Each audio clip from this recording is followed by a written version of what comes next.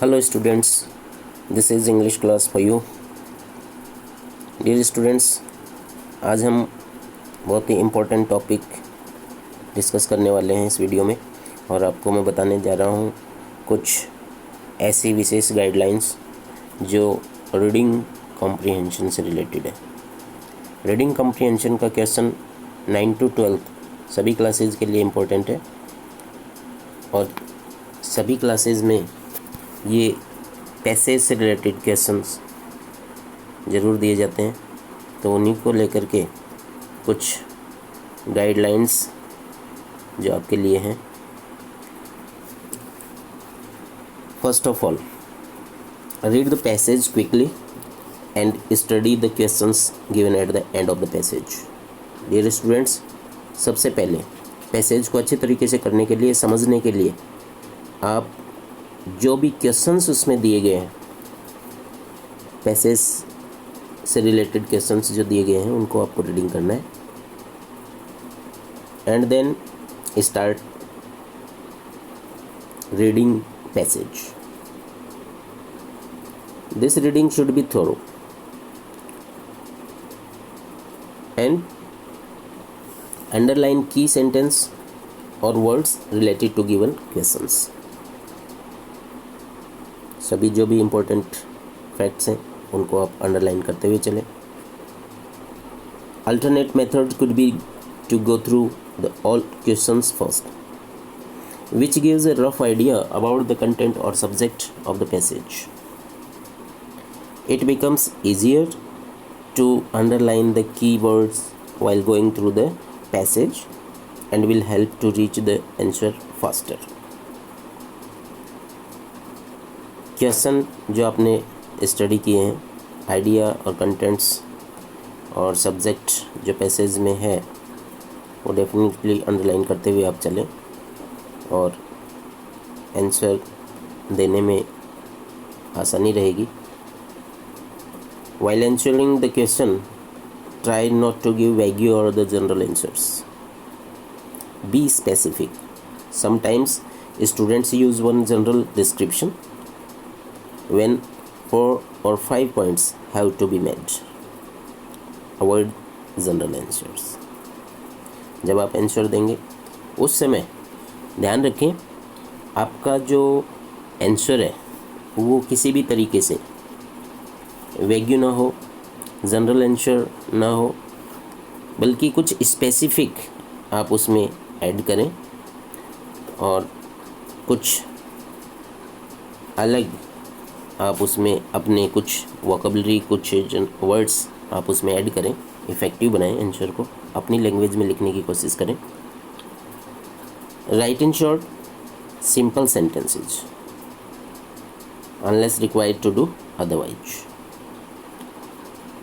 Means आप simple और short answer लिखने की कोशिश करें। Do not repeat yourself, this is a waste of time. Avoid using slang. Do not use vague words when a precise one will do. शब्दों को repeat ना करें, क्योंकि रिपीट करने का मतलब है वेस्ट ऑफ टाइम, इसलिए उसको अवॉइड करें और क्लियर वर्ड्स उसमें लिखें, वेगी वर्ड्स से बचें। Then make sure that you use your own words as far as possible.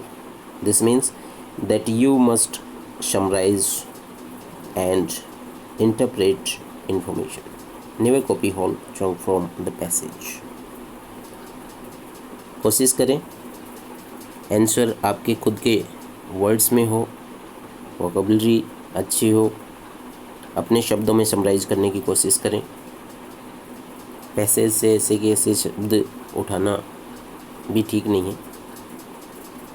When answering factual questions that involve words like what, where, who, when, how and why do not include information not given in the passage. While answering the why questions, you may begin your answer with this is because or similar phrase.